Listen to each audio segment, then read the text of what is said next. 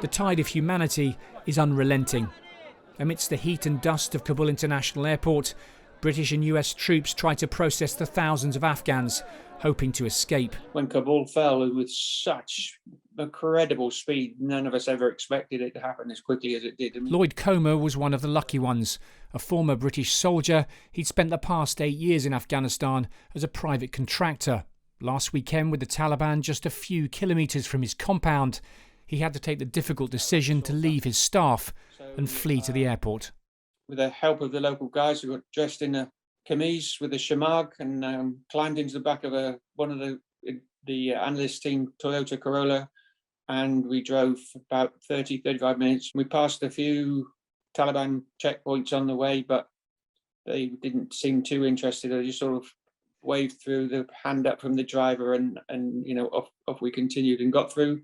Lloyd managed several thousand local staff and ran projects for the Afghan security forces, leaving them behind, the hardest decision of his life. The three guys that got me to the airport in there just basically surrounded me, hustled me into the bar and hotel, and I just got time to shake their hands, say thank you, and the door was closed. And it was a pretty traumatic experience, to be honest.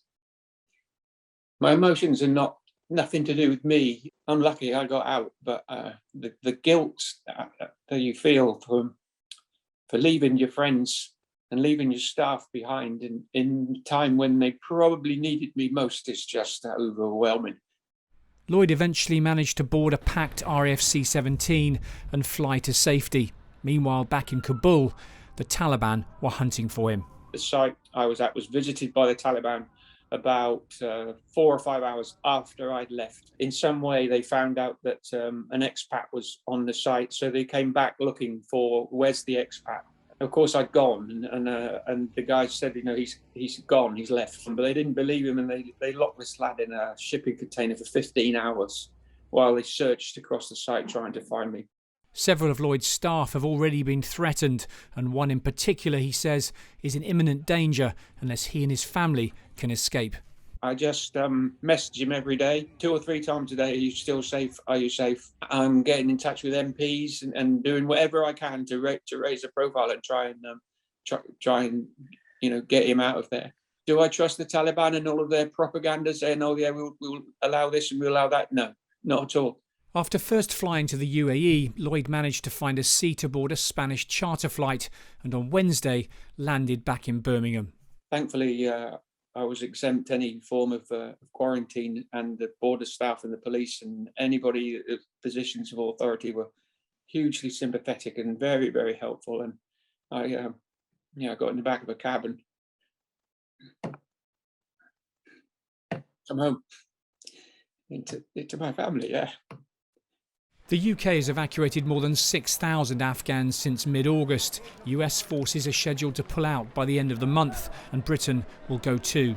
For Lloyd, it's now a race against time to get his former colleagues out before the Taliban take revenge. I'd started to process paperwork, and when I got home, I was due to get home on leave at the end of this month. I was going to go and see my local MP and see how we go about properly formalising their immigration work and stuff, but they just happened so fast, and I never got around to be able to doing the things that I wanted to do. And that if I don't get them out, that's going to haunt me for the rest of my life. If you enjoyed this video, don't forget to like and subscribe to our channel.